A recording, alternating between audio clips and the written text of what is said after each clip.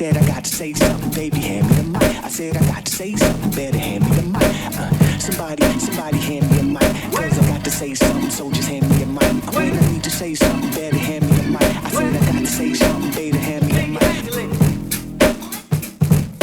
mic. You're in Creamfields? Yeah, on Sunday. Did you? Yeah. So were you there when it was all windy and that? Nah. No? But like I was seeing people's stories and stuff thinking, fuck's sake, like... Yeah. Because it just ruins it otherwise, doesn't it? Yeah. But no, it was good. It was good crack, like. Was it? Yeah, but I just feel like I'm getting too old for it now.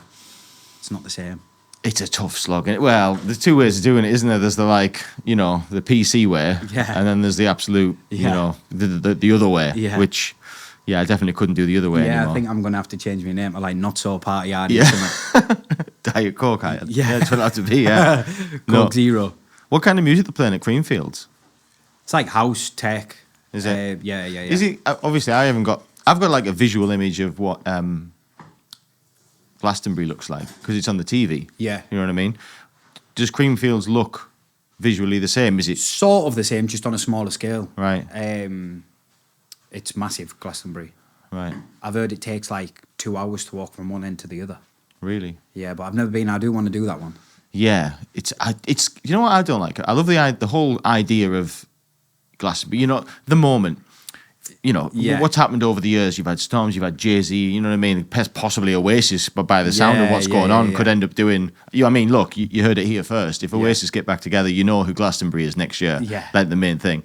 Like, I love the concept of, even in the rain, like, thinking you got your Mac on, you got your wellies, you're with all these people. Let's be honest, you're probably off your nut. You're singing these songs and like, oh, what a moment, you know what I mean? Yeah. But it's the bit that's like the romanticized version. Yeah. What you're not seeing is like, where you going for a poo? Yeah. Like, where you sleeping? How are you getting showered? So you're telling me, like, listen, I ain't about that life. I'm not going somewhere, pooing in a porta potty, not getting showered, not brushing my teeth. That ain't me. I can't do it. Yeah, I can't do it. I did it at Creamfields years ago. I think the last time I went was 5 years ago then, when I was 18 and 19, and it was like baby wipes and stuff like that for your shower, yeah. Proper party hardy. Yeah. Not now. No. Not now. It's too much now. I admire people that can do it. A friend of mine who recently did it, like a 3-day. We went to that Kendall calling. Oh, yeah. You heard of that? Like a little mini festival? Yeah. Again, just assumption. I assumed they were staying in a hotel or something. Yeah. They're like, no, it was literally 3 days, didn't get a shower. The thing with Glastonbury, though, my mum and dad have just got a camper van. Ah. So that'd be good, doing it in a camper van.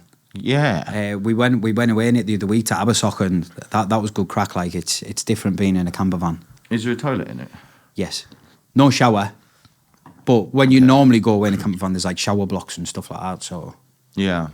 I've thought about the whole camper van thing, and I thought the only way I could it would be surplus to requirement, because I'd get a camper van, and unless it had running water and a toilet, right? Yeah. I'd be booking hotel rooms to use the running water, and I'm thinking, what's the point in that? Nah, it does that. You know what I mean? You hook up, and then you've got your water. There's a little toilet in there that you can empty, and who gets the job of emptying the toilet? Like, that was me last time. Was it? My missus ain't gonna do it, is she? No.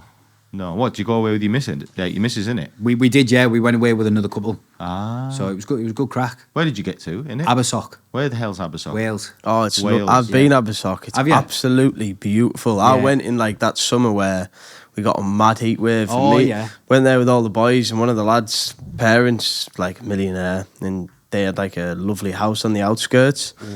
Stayed there, and you can see like Bear Grylls Island off the beach. Like and there's stuff. something there called the Warren. Right. And it's like, all the holiday homes, and they're going for like $500,000 and stuff like that. And they're like, really? But the beach is like abroad. It's where the rich go. A lot of the rich go to party, and like. But then like, Let's have a Google image of this Abersock. Mate, it's beautiful. I was speaking to like the lad from the other couple, and we were saying like, if you had that money though, you would have somewhere abroad, because how many days of sun do you get in England? Yeah, some people don't. For us, being common northeasterners, we love the sun. Yeah, but some people don't like the sun. That's Abersock there, mate. I know some people that don't like beaches and don't like the sun. Yeah, like their idea of a good holiday is to go to like Oslo. You know what I mean? To go, Helsinki. Nah, you know what I mean? Culture, museums. You know what I mean? No, it's tranquil. It's tranquil there, though, mate. Hey, that looks pretty good. Yeah, it's really nice. So where's this? Abersock. Abersock, it's Wales. Right at the top of Wales, isn't it? North Wales. Yeah. Near Llandudno. Manchester or something like that. Who don't knows? something Yeah. like that. London, no. Yeah, near there, mate. To be fair. I mean, that's South Wales. That like it couldn't be any more south than north. Oh, maybe not then. Yeah. Oh no, it's in the sticky out bit underneath. Yeah, it's not. It's like the northeast of Wales, Huh. I think. You know what it has shades of? It has shades of like Devon and Cornwall. I was going to say, please don't say Redcar. No. Listen, on the like the beach lottery, we definitely lost that in the northeast, didn't we? We definitely lost it. Like the South Coast got some beautiful, like Brighton Pier, Bournemouth Beach, the whole of the West Country. Well, my brother, he's at Bournemouth at the minute. Is he? And he put a story on the other day. It looks red hot. Yeah, you see it some years, like in the height of summer, like Yeah. the papers will put it out, and you're like, that looks as good as like I know. abroad. Yeah. I bet the sea's still freezing though. Oh yeah, definitely. I bet it is. But yeah, Abersock, eh? Yeah, What it a was, place. You know, it's thingy. We should all be doing this, you know. Like, look, not to be all like patriotic and stuff, but like you think of the bygone era, like our granddads and stuff like that. They weren't going to Spain. You know, none of this foreign muck. Nah. Do you know what I mean? Yeah. Tapas? What's that? Do you know what I mean? You like a tap? No. People used to spend the money on this. People Yeah. used to, that would be your summer holiday. You go to Scarborough. Yeah. You go to Bognor Regis. You know what I Yeah. mean? Great Yarmouth. Abersock. Yeah, I think we should be, Well, that's what my mum and dad are doing now in the camper van. They're here, there, everywhere, and they absolutely love it. It's like just like mini holidays, isn't it? Everywhere you go, it's quite good. And I suppose in a camper van, once you've had once you've paid the money for the camper van, after that, holidays and trips can be relatively cheap. Yeah. You know what I mean? Yeah. All you need is your petrol and... That's it. You know what I mean? That's pretty much it. And you can take your own drink for the most of it and Of course stuff. you can. You probably spend as much as what you would on a night out, to be fair. Especially these days. Yeah. No, it's a good idea.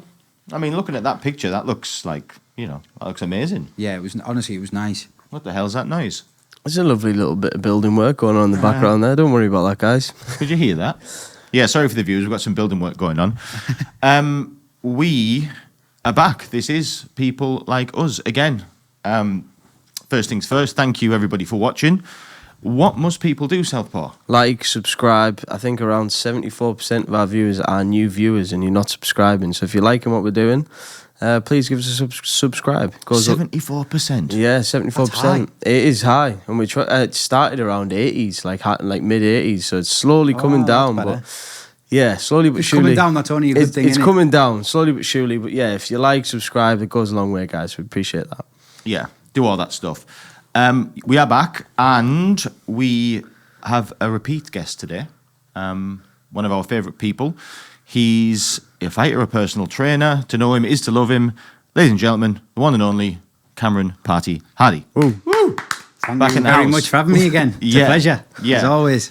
Well, we'll get straight in with what everybody has, what's on the tip of everybody's tongue, which is you sparking some guy out with your fist. That's how that began. So, all right, you've been bare-knuckle fighting. Yep. Right. So, and this is it. Yeah? This is the end. God, Let's just take this moment in the game because this is madness. Let's have a little look at what went on. See you in a bit. I'm surprised how quick he got up. You walked away, didn't you? You did like a mic drop. I You just turned and walked away. KO, and then he was back up. He's there, but he's not there. You know what I mean? He's up, but he's not really up. Right. So first things first. I know you probably did mention this on the last thing, but let's start from the beginning. What made you decide? I'll tell you what I'm going to do. Yeah. Right.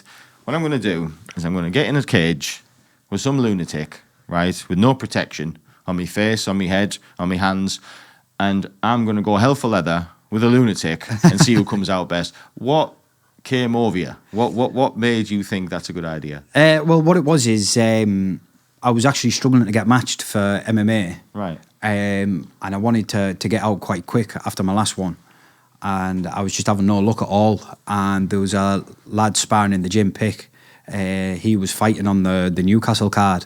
So I said to Davey, I was like, fuck it, get me on the bare-knuckle card if you can. And he pulled a few strings and managed to get me on the card. So it was just a case of I couldn't get matched for MMA, so I just thought, fuck it, I'll have a go at that.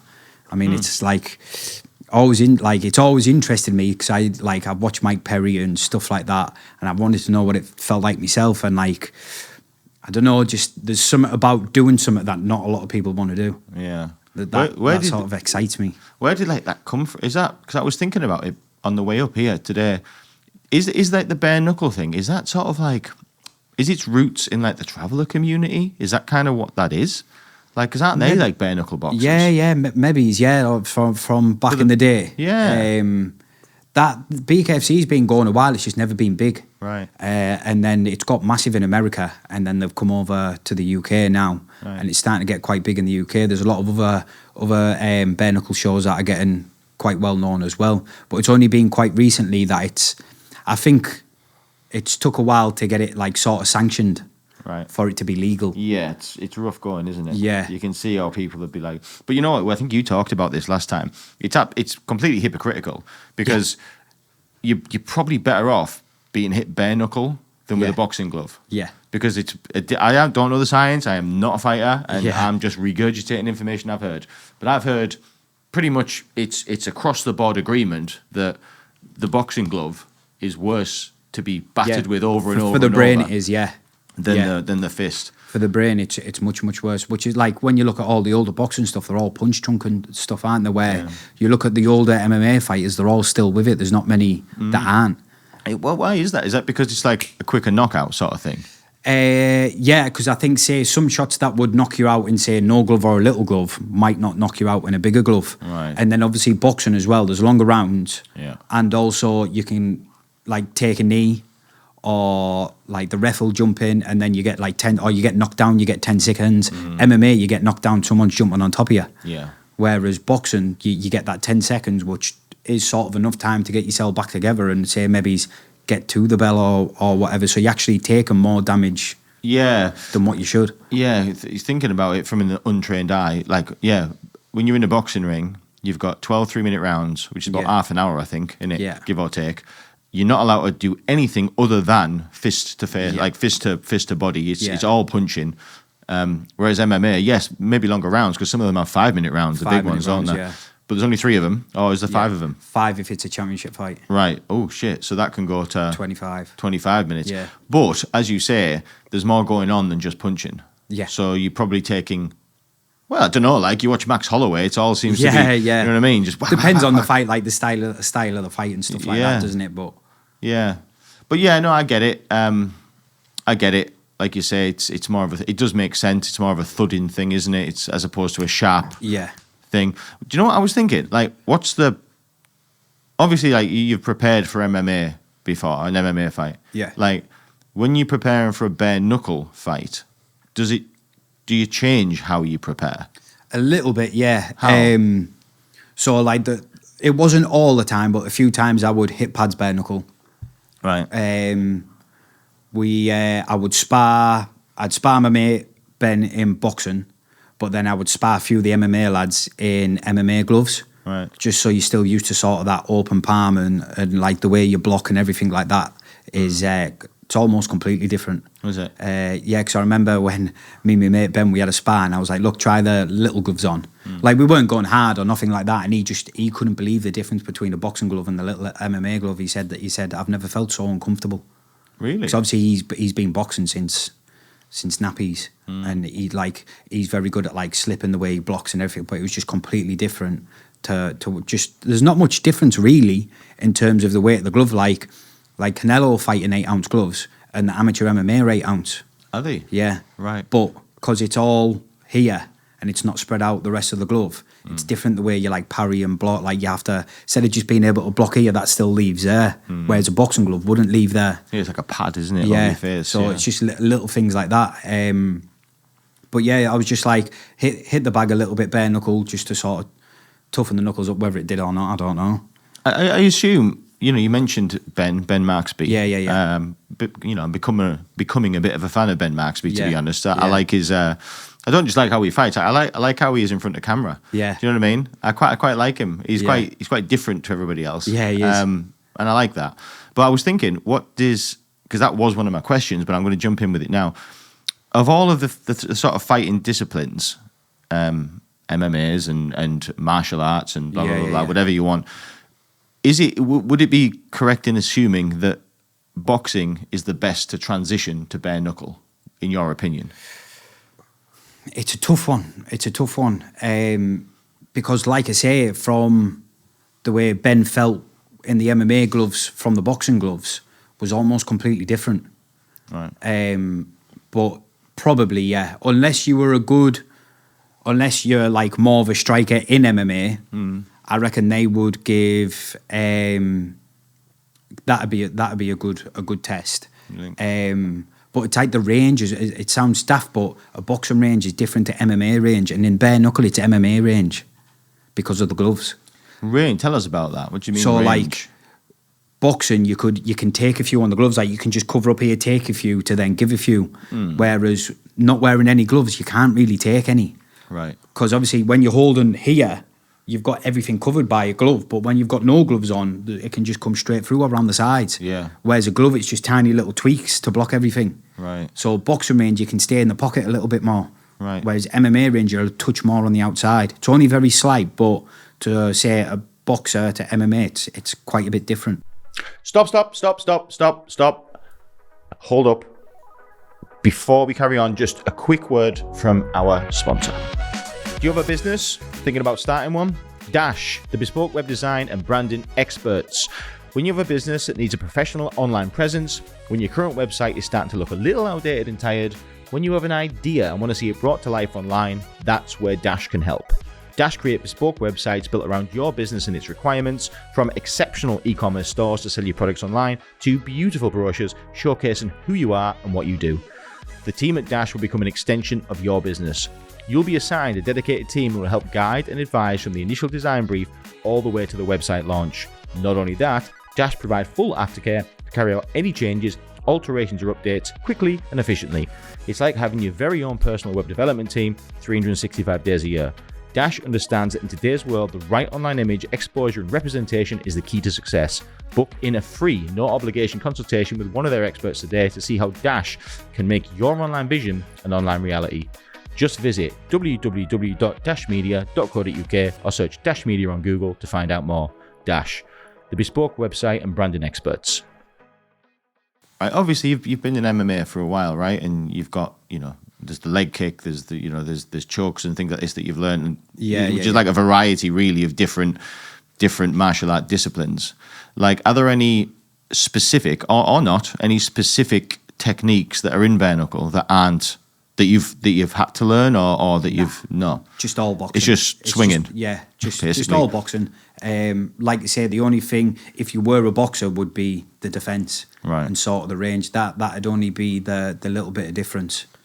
The old you don't know if it's a joke or not, but like I remember watching and I'm a big fan of them, the Traveller call out fighting videos and stuff. Oh yeah. And you've heard. You don't know if it's like tongue in cheek, but like putting your hands in petrol, to toughen them up. Is there anything to like? Is there anything like that? Do you toughen your hands up, or is that possible? I don't know if someone was saying to me as well, like piss on your hands. So don't get me wrong, I didn't piss on my hands, but I do often.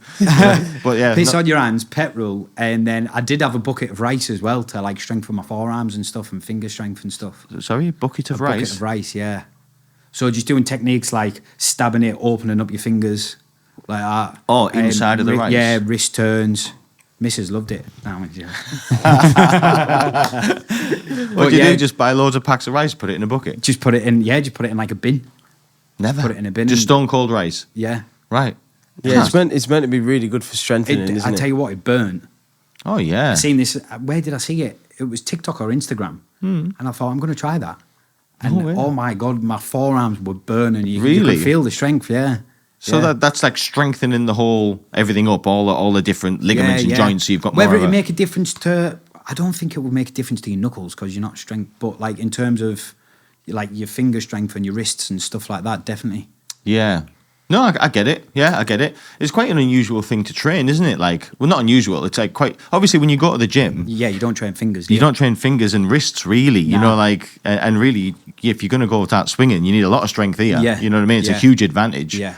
Like obviously strengthening everything around it is gonna help one way or another, isn't it? Yeah, I get that. Does punching over a long period of time, strengthen or weaken your hands? See, this is another funny one as well, because I never ever wear wraps when I hit pads. It's very rare. Why? I don't know, I just never have done. All right. Just never bothered. But like say like Ben and all the boxers that I know, they are religious and wrapping their hands. But they always seem to get hand injuries. Whereas everyone in my MMA gym, like the Thai boxers and stuff like that, no one ever really has hand injuries or wrist injuries. So it's like either protected too much. Or the other counter argument that could be that what we just said earlier, that all they do is punch. Yeah. Do you know what I'm saying? Yeah. That's all they do, punch. Yeah. Whereas yourself, you be bang, bang, kick, you're doing everything. So if you look at like the ratio, in when you're training, at you really going for it, or when Ben's training, I bet you in a given month he throws more punches than you do. Oh yeah, 100%. You know what I mean? 100%. But you're throwing everything else and strangling people and pissing on your hands and whatever else you're doing. You know what I mean? Did you, finger and buckets. Yeah.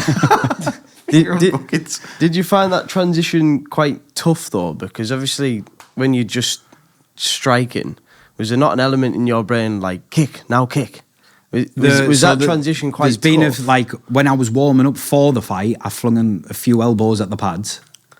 So I was thinking, I hope I don't do that in the fight. Yeah. And there's been times where like I've sparred Ben and I've like spun round as if I've went to throw a spinning back fist or something. I never did.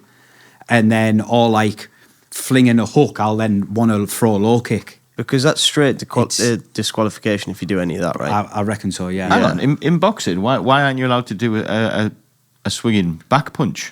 You're not allowed to spin, I don't think. And you're not allowed to slap anyone with the other side. That's like, you lose. Unless you're Tyson Fury. Yeah. Yeah, you lose a But point. yeah, like there was a few things like when I was, like you say, when I was warming up, I elbowed the pad and I was like, oh my God, I hope I don't do that in there. Yeah, if you do that in there, that's especially if it lands. Just an automatic thing. Yeah. Yeah. Just habit, innit? It's just habit. Like, because I was a bit closer range on the pad, it was like, elbow. Isk. Yeah. And this Brian that you did fight, the big bad wolf, as we'll call him, because what was your thought process when he was, where is it? He's a lump, isn't he? Yeah. He's a bit of a fighter. Has he been around for a long time, bare-knuckle fighting, or? No, that was his first one. Oh, was it? That was his first one, but I think he had about 19 professional MMA fights. Right.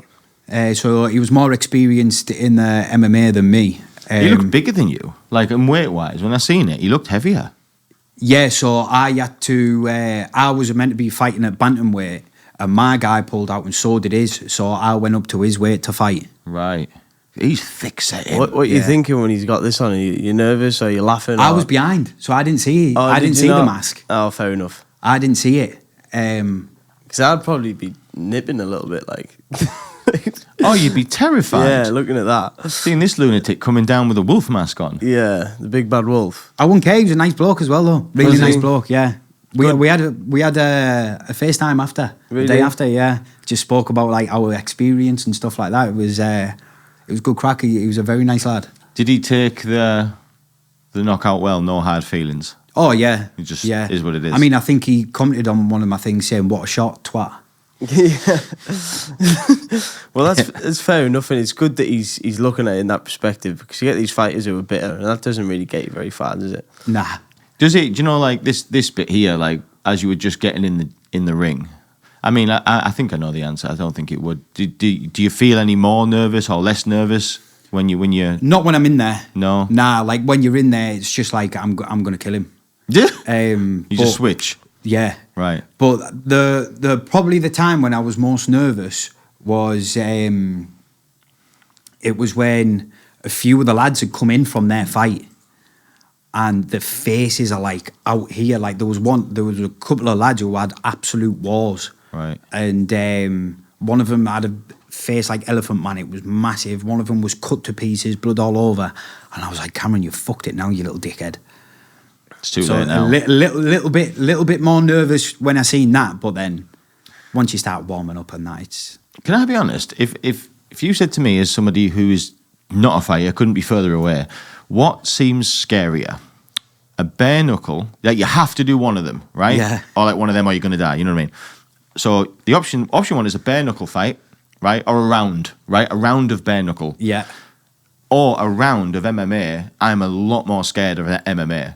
Because of arm snap, strangling. Yeah, like, yeah. You know, like, we've all been hit. You know what I mean? Everyone's been punched before. Yeah. You know what I mean? And I don't want it to happen, but like sort of know where I stand with it. You know what I mean? I know what's going to happen. Yeah. But like them MMA people who know all that, like what the hell, that floor stuff, the Muay Thai. Yeah. You know, that's some scary stuff. Like, well, this is what I was explaining to people before. I was like, yeah, fair enough. It is just punches, and you are getting punched in the face, bare knuckle. But MMA, you can get elbowed in the head, kneed in the head, kicked in the head.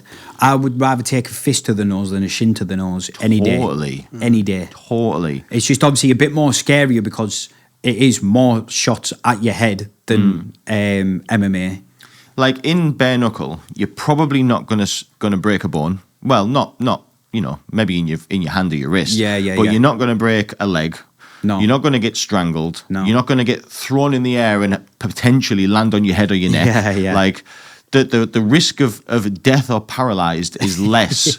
It's still there. You could still happen. You know what I mean? Yeah. One bad shot. But it seems to me that the risk of fatality or severity is less in bare knuckle than it would be in MMA. It's more, is the word superstitious? Superstitious. Is that the right word? For what? Where it's like more cuts. No, it's not superstitious. What's the word? I can't think of the word for it. Where it's like cuts and it's all more face than actual like broken bones and. I can't think what that word not is. I'm not sure what that word It's is. not superstitious. No.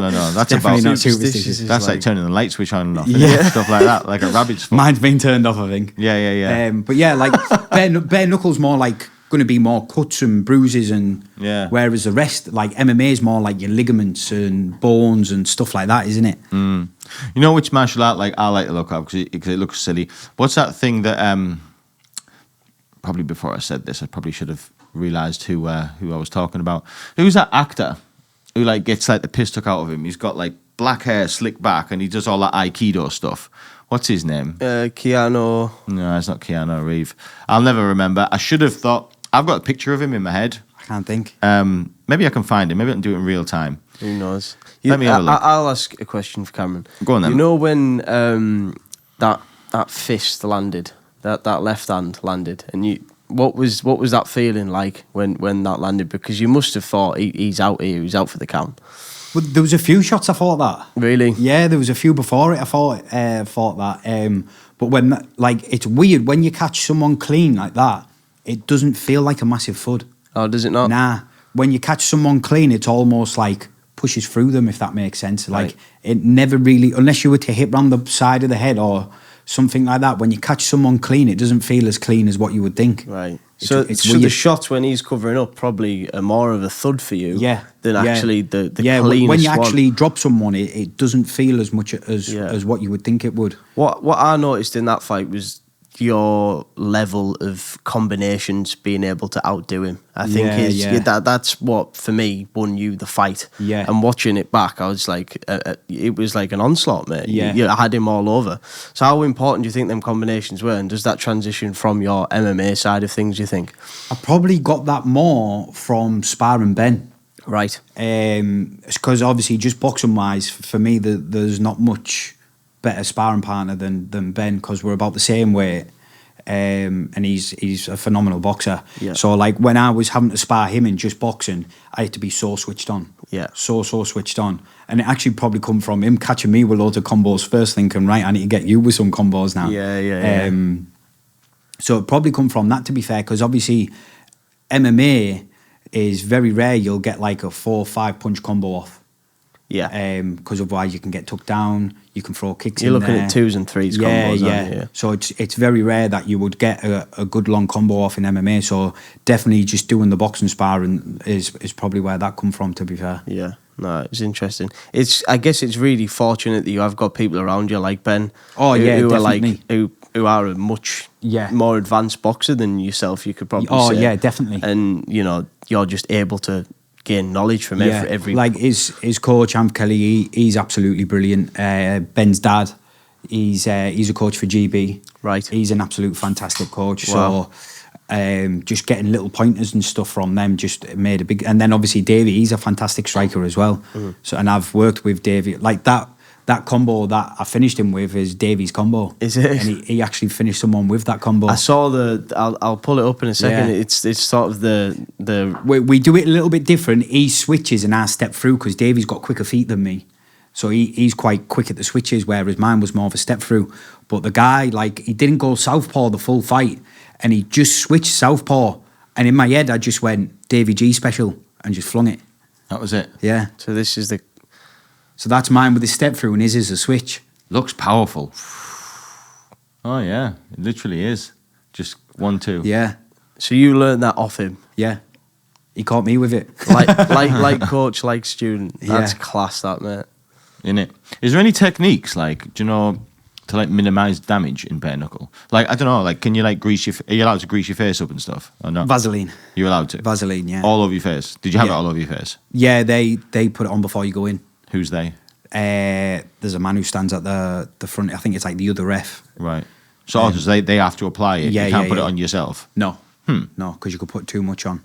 No, there's too much. Yeah, yeah. How would you quantify that? Like if you're putting some Probably on, if you've got big lumps sticking off your head. just like people like sliding off you. Yeah. I mean, did I hear once that like, I'm sure I heard once that like in some kind of like MMA, people were putting baby oil on themselves to like do more they slippy. can't grab you and stuff like that. Yeah, there's stuff like that. Yeah. But like everyone's like, especially these days now, everyone's on top of it. You get checked before you go in the cage, or you get checked before you walk out, or they'll say don't apply anything. We have to apply it, and then that's why they're like, you see them, rub them down, checking the legs and stuff. That's what that's for. To make sure they're not slippy. Yeah. Basically. Yeah. Yeah, I get it. How do you like maintain? Because I assume you've still got the finger on the pulse for MMA a little bit. Yeah. Yeah. Yeah. Have you? Well, first question: have you completely? Are you now doing bare knuckle, and that's what you're doing, or are you still got? I'll fight bare knuckle again. Right. But I'll still always train MMA, and if something comes up, it just depends what comes up. Right. Whatever comes up, I'll always train MMA. Is there anything in the pipeline, bare knuckle wise, at the moment? Not yet. No. Not yet. Not You're yet. on the lookout though. Yeah. Right. Okay. Yeah. Is there another show like up here? There's one in October, Where is it? Newcastle. Same thing. Yeah. Yeah. How would you get your finger in the pot for that? Like, how would you get in it? You'll just get asked. Right. You'll Do you just have to get be asked. asked? I've been asked, but I'm a bit injured at the minute. Oh yeah. So yeah. What's up, like? I hurt my shoulder in the last fight. Did you? Yeah. So we're a bit unsure yet as to what's going to happen. Right. Have you had it checked out? No, not yet. I'm booked in on the 5th to get it checked. Where do you get it checked? It's through the NHS from Right. someone with them, yeah. They'll have to give it a scan. Is that what they'll do? Yeah. Right, Yeah. I get it. All right. So you are currently. That was the answer. Yeah, you are still sort of training MMA. Yeah, well I'll always train MMA, yeah, definitely. Yeah. You know your corner when you Yeah. were doing the bare knuckle. Is it the same corner you had when you were MMAing, or is Yeah. it is Phil and Davey. Phil and Davey? Yeah. Oh, so Davey was with you. Yeah. Ah, right. Yeah. Okay, I get it. All right. Okay. How big do you think bare knuckle can become? Do you think it can get as big as the UFC, things like that? I think so, yeah. Do you think? Yeah, because McGregor's just bought into BKFC. Who's the guy from Cuba with that MMA guy? Always had the plaits in his hair. What was his name again? I forget. Masvidal. Masvidal. That's Yeah. him. Yeah. Hasn't he got his finger in it? Yeah, I think he's got a bare knuckle MMA. Yeah, I think so. I'm sure he's something to do with it. He's got a bare knuckle MMA show, but the BKFC who I fought for, McGregor's just bought into them. Right. So, and like all the lads who come to my fight who haven't seen a bare knuckle before were literally like, that's one of the best shows I've ever seen. And Look good, like high quality. yeah, it was good. Like, and the fights just rolled one after another. There was no breaks. Obviously, bare knuckle as well. Everyone comes to fight. And, yeah. And like the lads were like, that's probably one of the best shows we've been to. Here's a question. So, like, sponsor wise, I assume you're still sponsored. Yeah. Yeah, yeah. Do you know? I looked at this picture earlier of you guys, and at the time, complete side thing, but Phil, shout out Phil from the Luxury Bed Company. Like, his trainer game is sick. Yeah. Have you noticed his trainers? Yeah. That's what I'm looking at. He knows what he's doing with Yeah, his he trainer does, doesn't game. he? I'm a big admirer of a trainer game, and Phil's trainer game is absolutely Yeah. immaculate. Like, I would like to see his trainer collection. Like, yeah, I bet it'd be one of those that's got boxes and boxes and boxes. Yeah. But they're he'll all have some that I ain't even opened. yeah, exactly. But they're all immaculately clean. Yeah. Do you know what I mean? I wish I could wear white. Probably because he's got trainers. that many pairs. Yeah, They don't get probably. dirty. Yeah. Yeah, So, that needs to be the next Luxury Bed Company post, isn't it? Phil's just shoe collections. Yeah, no. You know, you could do luxury, you know, not just luxury beds, you could do luxury shoe storage. Yeah, You know what I mean? Put them on your bed. There you go. Phil, if you're listening, mate, you know, 5% on it, you know what I mean? That's all I'll take. Yeah, luxury bed, shoe storage. What's this space? But that's your corner, same corner. Staying with that team. Yeah. Right. Yeah, I'll always stay with that team. So Phil's always been in your corner? No, so I brought him in for my last MMA one. Mm-hmm. It was funny, you know, because there was no cutman for the last MMA show. Right. And obviously it was Phil's first time cornering. Right. And Davey was like giving these things and he was like, right, if Cameron's cut, you need to do this, this and this. And he just looked up at me and he was just like, and for the rest of the warm-up, you know what Phil's like? He didn't speak. he was just like this in the corner and I'm warming up and I'm laughing at him. Yeah. Because I just see him in the corner just like, never. What if he does this? What if he does that? And he's like pacing about the changing room and that. Yeah, it's quite a daunting task, isn't it? Like, as if you've got that responsibility, you know. Because I was like, I've never even had to do that before. No. So he was just there thinking he's getting a jolly in the corner, and Davey's like, right, if this happens, you need to do that. And his face just dropped. What is them things that you'd have to do, like? I can't remember what it was that you give him. I think it was just, you know, bits to put on the cut and like vase and things like that. Mm. But it was just the way his face just dropped. It was hilarious, man. I wouldn't like to do that job. Nah. No. Awful. But you only get like, obviously, it's not like you've got ages either. You got like 60 seconds. Is that how long it is? Yeah, a minute, yeah. You got like a minute. Imagine someone comes back to the corner, the bleeding above their eye, and you're thinking this could be a game ender, basically. Yeah. And it's your job, solely your job, to just to stop that, to make sure it's all right. I wouldn't like to do it. You see it in the UFC where like the two cornermen come in very professional, straight to it. One's calming you down, and the other one's applying everything. So Phil's that man who then has to. Because normally they have like dedicated cutmen, so like you have to be good at that job to obviously. But with that one, there was no cutman. Yeah, so it would have been Dave who done it, but then Phil would have had to give him all the stuff to do. The job of a cutman is basically just to stem the bleeding, right? Yeah. That's what it is, to stop it bleeding. Huh. I almost wish I got cut just to see Phil's face. Yeah. Yeah. On that note, I looked at you like on the you looked like immaculate. Like you didn't have a mark on you. Yeah, I had my lip was split open. Was it? But that was it really. I had lockjaw for about 4 days. You caught you in the jaw. Yeah, I couldn't put my teeth together for about 4 days. Really? Was it broken? No. It was all right after the foot just swelled, I think. Yeah. And then my hands were massive. I bet, yeah. Yeah, my hands were huge. Yeah, I say, yeah. I bet you got some nasty hand. Yeah, because like you say, we had it was a good scrap for 5 rounds. Yeah. So my hands, but I didn't feel it once in there.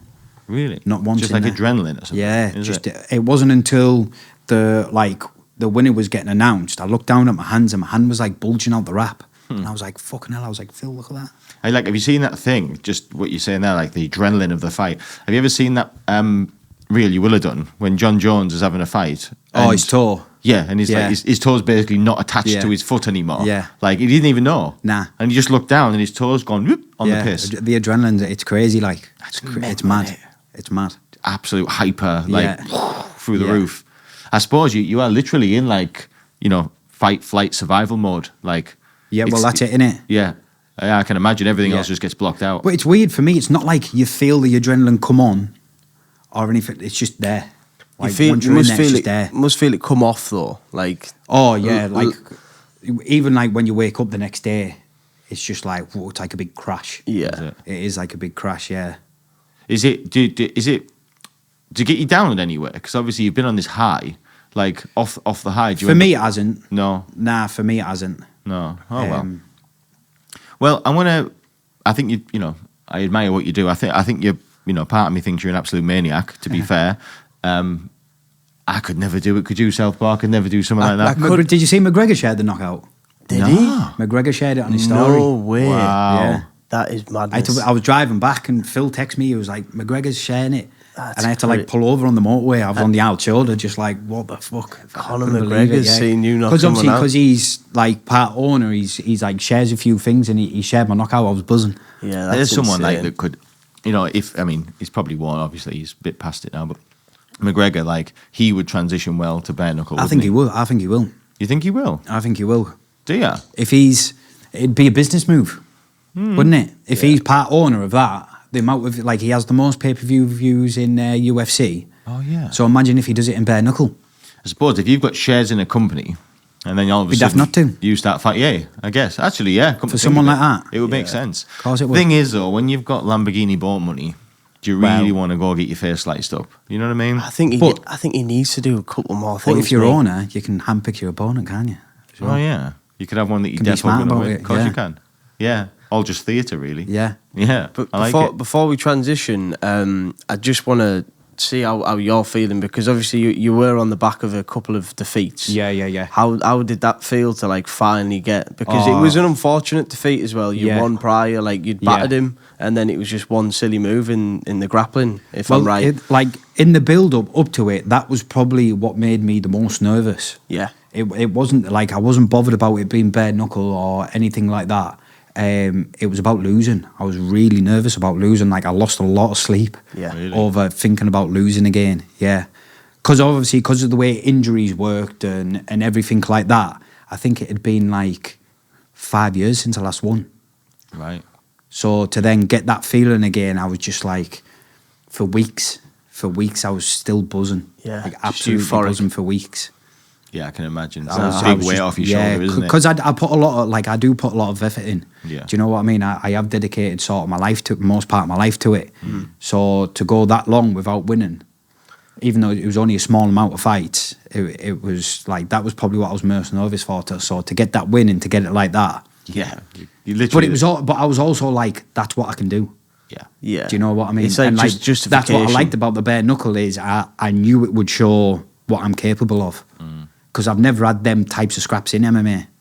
Whereas bare knuckle, I knew I was going to get that type of scrap. Yeah. So I was buzzing, like I couldn't. Nah, it's some hard to even win, explain. mate. Hats off to you. That was Yeah, it some was hard win. to even explain like how good I felt. I bet.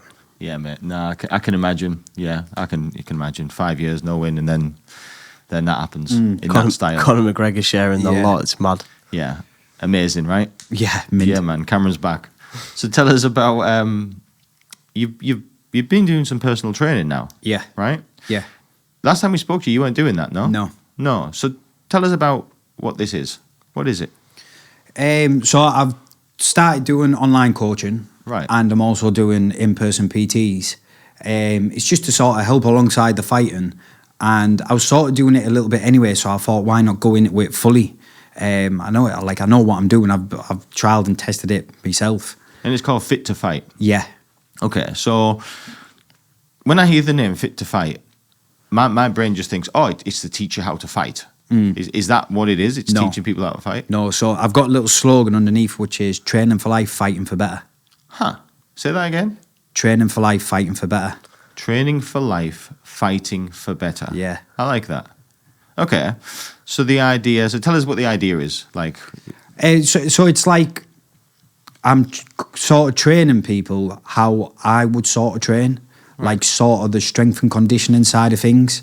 So you're not just lifting weights or you're not just running the circuit in there. Obviously, it all depends, like the program's tailored to how you want to train. So like, for example, I've got one lad who wants to put weight on but keep fit, and I've got one lad who wants to lose weight and be fit. Right. So their training will be a little bit different. But it's sort of based around like strength and conditioning, sort of how I would train. But obviously depending on what gym they've like. I've had one lad join who's just got a home gym. So it's all stuff like that.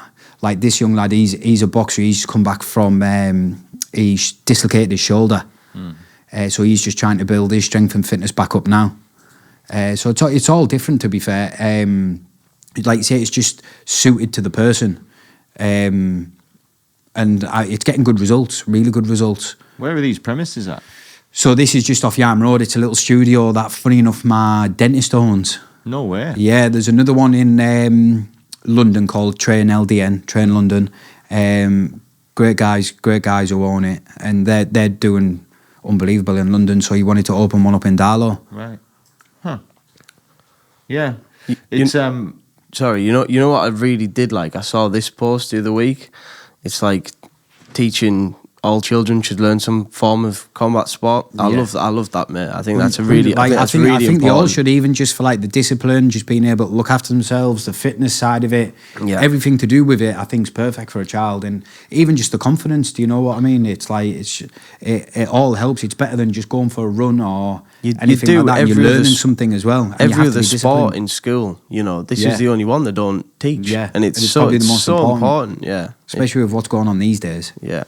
Yeah, I guess it's, when you first hear about teaching young people how to fight, you can see how the quick, sort of train of thought could be, you shouldn't be teaching kids that.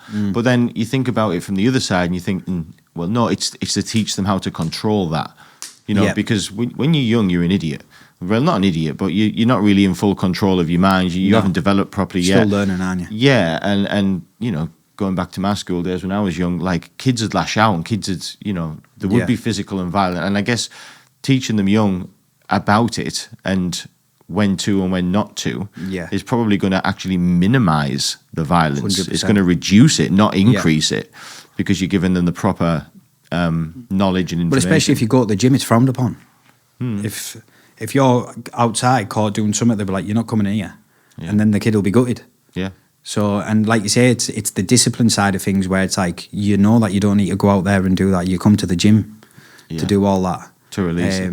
And it's like, it's weird, isn't it? Because like teaching someone how to fight is going to minimise them fighting outside of the gym. Because it's just, they know it's just for the gym and that you shouldn't be doing it outside. And a lot of coaches explain that. Like Davey posted something today about the kids going back to school. Like he posted a list of stuff like about bullying and things like that, how like keep away from it, or if you see something happening and things like that. And then when I was coach as a kid, it was always like the first thing you can do if you can go, like run off. Right. So you actually taught that? Yeah. To run away if you can? Yeah. If there's room to run away, run away. Really? And just stand for yourself if you need to. It's interesting because we had the lads from the luxury bed company on, great lads, Callum and Phil, and you were too modest to tell us on your first time here, but they were telling us about the Magaluf story, and that's that's one of them where you don't go out to fight, but having them skill sets to put to one side in that scenario saved all your mates fighting. You fought all the lads for them. That's it. Like it's there if you need it. Yeah, and it's like it's just being smart as to when and where you use it, really. For reference to anyone watching, Cameron went to Magaluf with the boys, and I think he fought around 8 lads and put them all on their ass. In the words of Phil from the luxury bed company, it was Cameron versus Magaluf, and Cameron won. Yeah, that was a crazy, quite a story. That it was a good one. Phil tells it a bit better than I do. Like. I remember him telling the story of there was just one after the other, and it was just bang. That one was down. That one was down. That one was down. He explains it well as well. Yeah. Because they were like hooligans, weren't they? And they were all at the top of it. Yeah, they were blokes, right? Men. We were like, I think I was 19. Kids. And they must have been on like a stag do or something. Right. Because there must have been 30 odd. Right. 30 odd year old. And then they're all. They must have thought it was this little weasel. We'll get him. And they're all on the top of the hill, one by one. You're just dropping them on the red. Yeah. Isn't it? Yeah, mate. I remember Phil. I was in bits. I was just in bits hearing it. Like, yeah, it's quite a story. But coming back to it, that's why it's important to have it to like one side. If you need to look after yourself, then it's the best thing for you. Really. Yeah, you can. in Fit to Fight, do you obviously you offer coaching, right? And it's bespoke, refined coaching around people's requirements, needs, age, weight, whatever. Are you offering any nutrition advice? So what I like to do with nutrition is I'll work out your macros and stuff, and I get them to download MyFitnessPal. And what I do is I work, especially in the first few weeks, work very closely with them, so they know exactly how to hit the protein, how to hit the carbs, how to hit the fat, right? So they'll send me their day, and I'll be like, right, you need to swap this for this, that for that. Right, have you got enough energy for the gym? Right, you need to put this in before you go to the gym. So like, the more I work with them on it, the more they're building knowledge of themselves, so that when they finish the program, they can go away and know exactly what they're doing themselves. So instead of just giving them meal plans, one, you'll soon get bored of meal plans, and two, they're actually gaining knowledge on how to fuel their body properly, which is what I want them to get out of it. I don't want them to just finish a program and not have a clue what they've just done. Whereas at least they're building, because not like to us, it's normal knowledge, but to a lot of people out there, it's not. So to get them to build the knowledge on it, understand exactly how to fuel the body so they can carry on in life with knowing how to do it properly.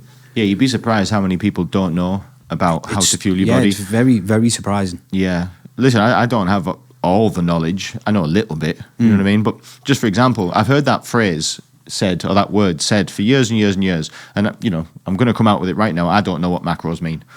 You know, I've heard people say, "Oh, my macros," and I just go, "Oh yeah, macros." I don't know why. Just like your proteins, fats, and carbs and stuff like that. Like the balance between it. Yeah, so like you have to hit so much protein, you have to hit so much carbs, so much fats, just to help the body recover properly and stuff. Like a lot of people think eating fats makes you fat. It doesn't.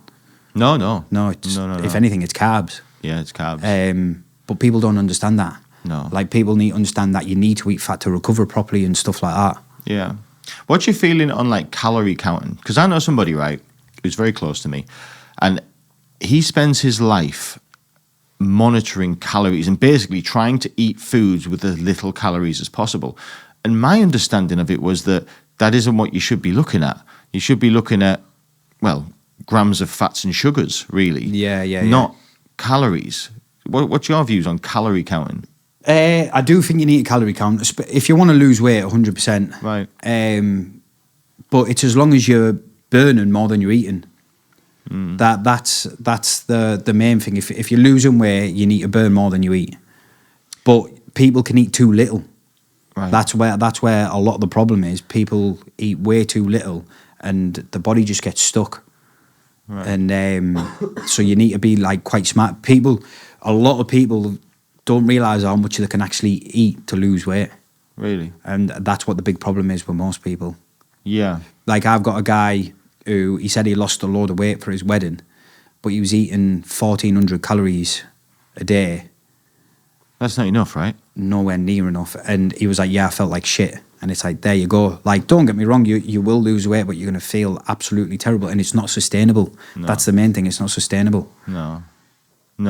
What would you feel about these diets that kick about? There's like, I think we talked about it last time, about keto diets and stuff like that. Do you think any of these diets are ones to stick by, or do you think it's just all about balance? The main thing's balance. I mean, not like most people out there, if you want to get in good shape, it is just balance. It's just having that good, healthy balance. Like it's like 80-20.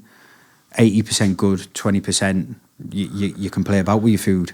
And that's what I try to teach most of the people that I coach, that like you can enjoy a few things. Yeah. These different diets and stuff, it depends on the person as well. It depends. If someone's can function without carbs, fair enough. You can function like that's carnivore diet. Some people swear by that. Yeah. You know. A lot of people do. But I think it's just literally down to yourself. But for the average person out there, to get in good shape, to get fit and healthy, is just a nice, healthy, balanced diet. It doesn't have to be anything special. Yeah. I do think you need to count calories if you want to lose weight, or even if you want to put on weight, you need to make sure that you're eating more than you burn. But then, same again, once you've done a month or two of it, you have a really good idea of what you're doing. Yeah. I'm not a fan, I guess. I fell victim, shall we say, to just about every single diet going. At some point, I've tried. But I'm like that. You want to try it though, don't you? Yeah. And every one of them had some benefit, but every one of them had some downfall as well. Like the keto one, for example, yes, did strip down a little bit, yes, but felt like I had no energy at all. Like people said, you just have to see it out, sort of thing. You have to get through that first bit, and then your body will start to change how it processes things. Well, I did it for a few weeks, and I never got there. Yeah. I still felt like crap. Yeah. And I told you, I think I mentioned this last time you were here, something just didn't feel right eating all these fats. And I felt like, it just felt like I'm on a one-way track to a heart attack. You know what I mean? It just didn't feel right. Yeah. Just cholesterol. And the argument is, some cholesterol's good, is it bad, whatever. But again, same. I did the fish thing once where I replaced all red meat and any meat and just ate fish. You know what I mean? So I ate other stuff, I ate carbs, but I didn't have chicken, beef. The only animal I ate was a fish. Great for a while. I stripped down for a bit. Got thinner, but then I think I got mercury poisoning. I'm not gonna lie. Have you ever had salmon every day for 2 weeks? Like, your teeth start to stick together. You know what I mean? Your teeth turn into magnets. It's weird. Yeah, it's really weird. I remember talking and all of a sudden just getting stuck like that. You know, like just I don't know what was going on, but I felt really weird. That's it. Like you say, what annoys me is there's that much stuff out there, especially on Instagram and TikTok and stuff like that. Of course there is. You can get too sucked into it. At the end of the day, you just whatever best suits you. Whatever best. Yes, go and try all these different diets. Some might work. What might work for you might not work for me. It all just depends on the person. So it's just finding what works best for yourself. Yeah, everybody's lifestyle is different. Everybody's body composition is different. Everybody's, no two things are the same. So yeah, I do agree with that there isn't just one rule for everybody. And I hate people who push it too much as well. Yeah, like you have to just eat this. No. It's like no. One, you need to enjoy yourself if you want to be consistent. Because I think if you're sticking to something that you don't particularly enjoy, you're not going to be consistent with it, and you'll just end up falling off the wagon. But then when you fall off, it's going to be bad. Yeah. I actually ever thought about, we had a personal trainer on here the other day, and he's obviously very successful in what he does. He's got, good business, good clientele, very well regarded. Is that Michael Purdy? Yeah. Yeah, lovely lad. Yeah, lovely lad. Big fan of Michael Purdy. But there was one of his concepts that I didn't really agree with. Oh yeah, which was that we were talking about people who had like eating problems, really, that ate too much. Yeah. Obviously put a lot of weight on. And sort of his method or his belief, and again, there's a lot more value in what he says because he's better at it than me. But he does advise that people can have treats now and then. Now, for me, that doesn't sit right because I think my view is that people who eat too much, they are addicted to food. They're an addict, right? And I feel like, okay, let me just word it another way, right? You're a heroin addict. Okay? Yeah. Right, okay. So do you tell a heroin addict you're never allowed heroin again? Or do you say you can have heroin on Saturdays? Do you know what I'm saying? How do you think that's going to work out? I think it's a little bit different when it comes to food, because I think what it is with food is... It's literally no different. It's exactly the same thing. It's a substance. I know. I think my perspective on it is that Michael's saying, you can have treats like maybe an opium tablet, but you can't have the injection. Just a little smack pill. His treat would be a different form of food, or maybe still a treat for yourself. Like what I was going back to is like you say, if some people just completely just stopped and cut it out, it's going to get to a point where their fitness journey is probably going to stop because they're like, fuck this, I'm going to get... Whereas if they can just treat themselves every now and then, and like you can still treat yourself and keep in a calorie deficit, so you're still going to lose weight. So that's probably more what he's getting at, is like, if you're still in a calorie deficit and you're having a Snickers bar, and that's going to keep you going, just having a cheeky Snickers bar now and then keep doing that, because you'll be consistent with it. And like you said, that's the key, being consistent.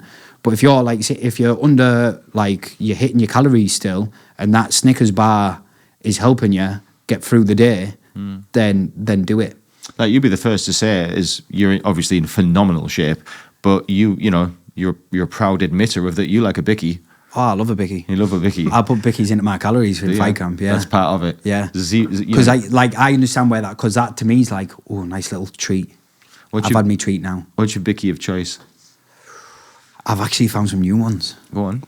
I can't remember what they're called. They're like Irish ones.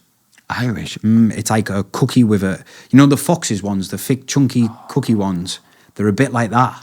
Where'd you get these Irish bickies Morrison's. from? Really? Yeah, they're new. Irish bickies? Yeah. It says like made in Ireland or something like that. Is it better than a Fox's? There's something about them that I think a little bit better than Fox's. That's a big statement. That's a big statement. Very isn't big it? statement. Better than a Fox's bicky. Yeah. Yeah, listen, when this show comes out, Cameron, you comment on the bottom so people can see what bicky it is. Yeah, I will. An Irish bicky. What do you think the best bicky in the world is? If you had to pick one bicky to be left with forever. I'm the dark chocolate digestive. A dark chocolate digestive? Yeah. Who is this guy? I used to like you. No, milk chocolate digestive. Sorry. Milk, okay. I'll let you off a little. Milk chocolate. Off a little bit. Sorry, I was trying to be in the fitness side of things as well, so that's your fitness one. You have a dark chocolate. That's your fitness one. But a milk chocolate digestive. Oh. The best cookie I ever had was in Abu Dhabi. Abu Dhabi? We were there for Fight Island for one of Davies' fights. Yeah. And It was in the W Hotel, you know, the one that has the Formula One track around it. Oh yeah. And had these cookies. It was a birthday cake cookie, but they were about this big. They were massive, and oh my god, it was the best cookie I've ever had in my life. Isn't it? Unbelievable. Scenes. Just insane. Yeah, just sex in your mouth.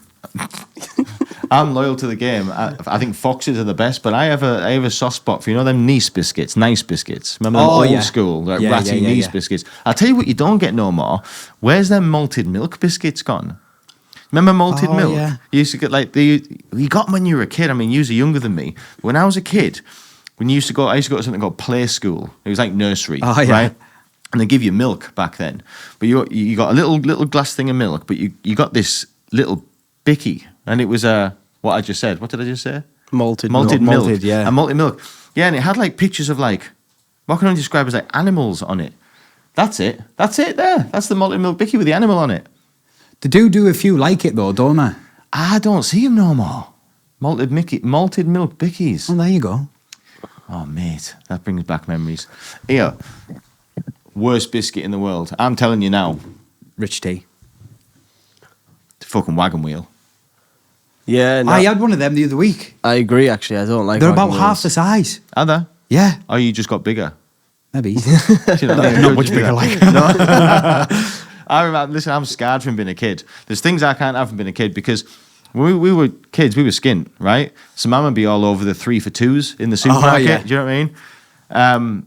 There's 3 things that I can not eat. I mean, even the sight of them knocks me sick, which is wagon wheels, What's-Its, I don't mind what's it. and the cereal Wheatos.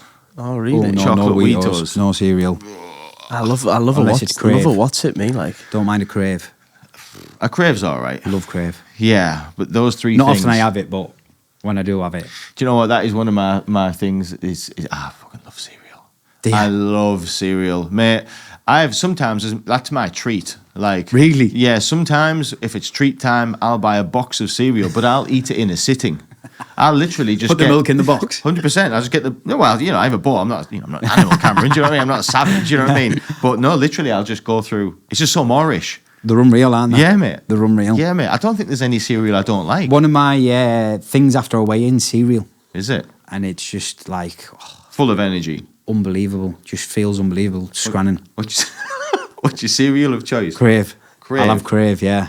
I've always thought about this. Is there like certain things that you have to eat before you fight?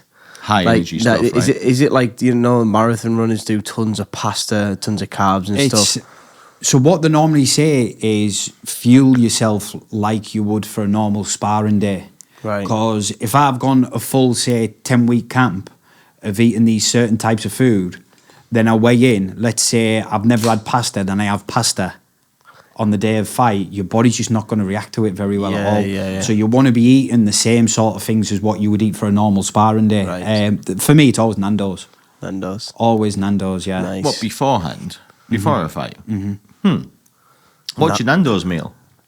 What is it at the minute? It's the churrasco burger, the new garlic bread churrasco burger, chips and macho peas. Really? So you're eating chips and fucking bread and that before a fight? Some boy. Never. Well, it's good carbs, isn't it? It's Yeah. like good, No. healthy.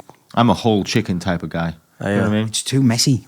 Yeah, I'm a savage, you know. I take it back. I like the whole meat on the bone thing. Yeah, I do. Feel like a caveman. Yeah, I'll tell you what my latest crave is at the moment, like, to be fair, and it's becoming a bit of a problem. So I'm finding that, like, I'm having it, like, I'm not telling anybody, but I'm thinking, you had that 4 times this week.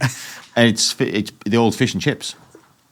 Oh, I went through a period when I was working away on the ropes, was fish and chips every Friday. I'm not religious or anything like that, but No. fish and chips on a Friday. There's something that- about... yeah. What do you have with it though? Do you have curry or ketchup or?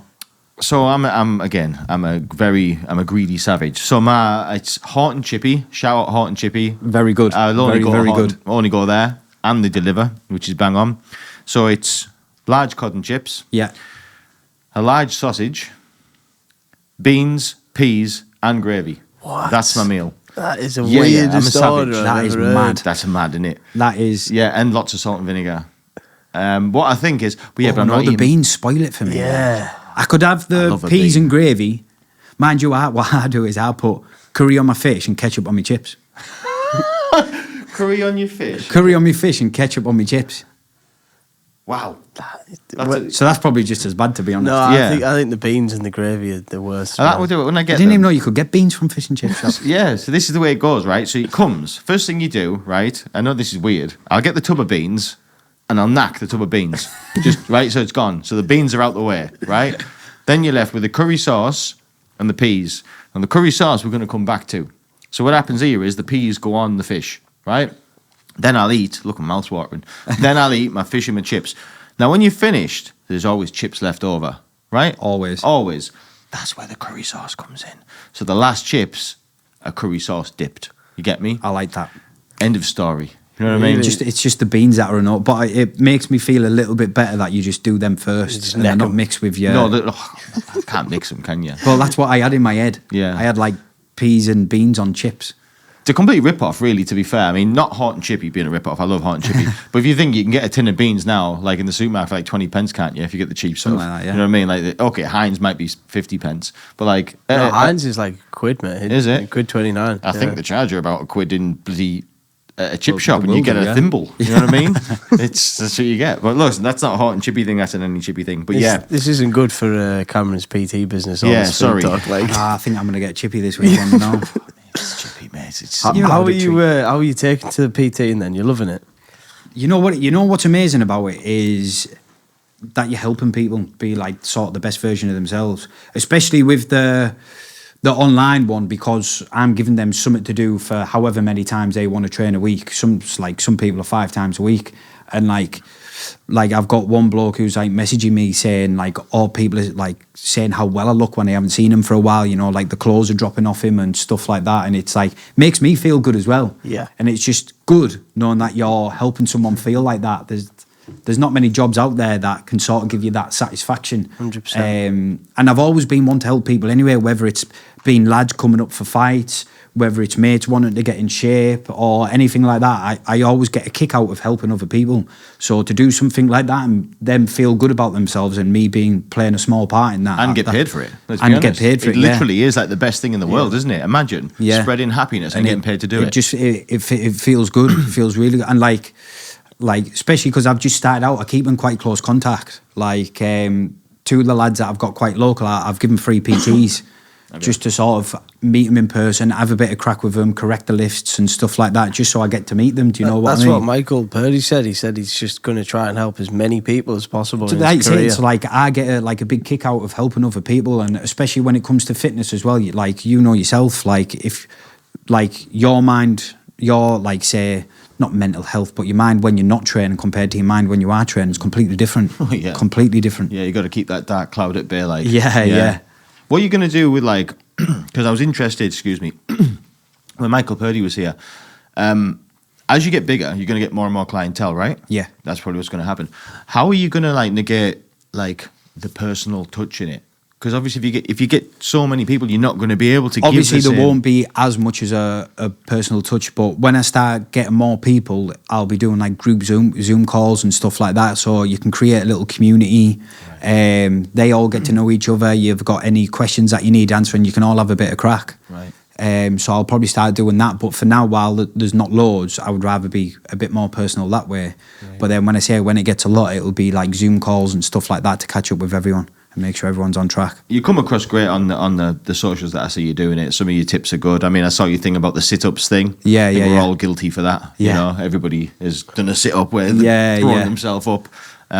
Surprising the difference you feel when you do it with sit-up properly. Crazy. You think, I can do 30 sit-ups. Do them properly. Do them properly. You know what I mean? What is- is You I get to didn't, I 6. didn't see that one. What's the difference? Because I'd throw myself up. That's it. So like keeping your hands on your head, so you haven't got that momentum, and just sort of just letting that lower back touch the floor, then back up, so your core's still all tensed. Adding weight, adding like twisting motions, like stuff like that. It makes a huge difference, because you could go out and do hundreds of them sit-ups and you're not really going to get anywhere, because they're not proper reps. Yeah. But if you were to do proper reps, I can guarantee you could do half as much. Oh, yeah.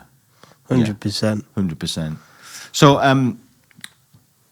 how can, if anybody wants to join Yeah. Fit to Fight, Yeah. how do they do it? Send me a message on Instagram. Just direct to you? Or you can apply through the link Tree on my bio, and I'll be in touch with him that way. All through Instagram. Yeah, or Cool. Facebook. Well, we are going to round this up because how long have you been running for Southpaw? Just under 110. So now we have to do them shorter, right? We used to do them for 2 and 3 hours, but we've discovered that the sweet spot is between an hour and an hour and a half. But before you do, you brought something. I did. You did. I did. So- Are we doing this? Yeah, so I've done do you know this- what it is yet? I looked on your story halfway through. Oh, did and ya? I thought, oh, no. Yeah. So I have done this before, and I've already made the mistake of going head first. But for the sake of entertainment, what Cameron's brought us is smelling salts. Now, if anybody has watched any podcast in recent times, they will have seen people, their soul leaving their body from sniffing, smelling salts. It's pretty naughty. So I'll tell you what, let's go straight in at the deep end. Give us a sniff of your smelling salts, right? Let's have a look. So what we've got here is monstrous smelling salts. Monstrous smelling salts. Yeah. Monstrous, that doesn't sound good, that. Sounds amazing, doesn't it? No, Yeah. it doesn't, mate. You have to go closer than.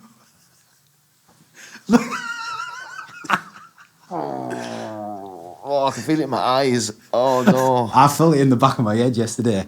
Oh, my God, I'm seeing like... Oh, You've got red. He's gone bright red, hasn't he? oh my God. Veins are coming out of his head. Oh, never. No, they're like fucked up poppers, aren't they? Do you know what I mean?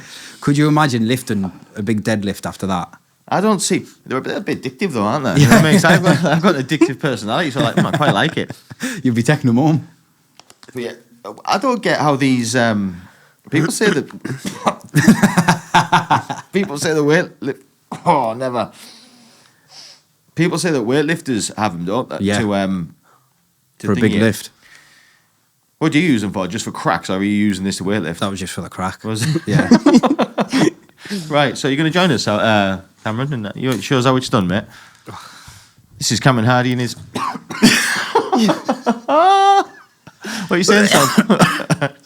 Delicious. Oh my God. There's no need in that, is there? Nah. So far? Who came up with this idea of sniffing smelling salts? Like, they're not pleasurable. Go on, you take the hot seat, mate. Come on. Yeah, so for the viewers, this is a rare shot of Southpaw himself. Come on, Southpaw.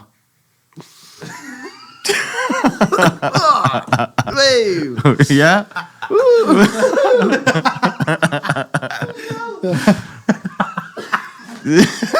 Lethal, right? Jesus Christ, Cam. Yeah. Feel electric. Wow. Yeah. Should have maybe done it at the start of the podcast. Probably, Would've yeah. been on one. I know, I'm still feeling a bit That fuzzy, that's a mad feeling, that. Sweating. Crazy, It's innit? like the coldest thing you've ever feel go up your nose. Yeah, it's weird, isn't it? Well, listen, everybody. So what's the benefits to them then? What, like, do they just... I don't find do they any just- benefits. I don't find... It I took don't- me back to Greenfields for a second. I don't know, what does that make you feel? Does it make you just lift heavier, or... I don't get it. Honestly, not a clue. It's I have weird, no that. idea. But if you YouTube it, you can see like weightlifters like smashing them. Loads of them use it. Yeah, Yeah. loads. I I guess couldn't think of anything worse, to be honest. I guess it must be like energizing you or something. I don't Yeah. know. Seems like They're not bad for you, though, right? If you do too many, they are. Yeah, I've heard it said that you're not supposed to have too many. Really? Yeah, really. Cameron's been giving everything. You just sat all day sniffing them. Third box today. Yeah. Approach the opening slowly. That's where we went wrong. Imagine you want to take it to the next level and knock some lines up. Yeah. Imagine that. Oh, no way. Yeah. Imagine. Brutal. Listen, everybody. That has been people like us. Cameron, listen, mate. Thank you so much for coming. Thank you for having us. Always a pleasure. Yeah, man. Always a pleasure. Keep doing what you're doing. Loving everything, the fighting, the training, etc., Appreciate etc. I'm sure you'll come back a few months' time. Yeah. Give us a bit of an update. Defo. Ladies and gentlemen, that has been People Like Us. That's been Cameron Hardy. This is the end of the show. Thank you for watching, and we'll see you next time.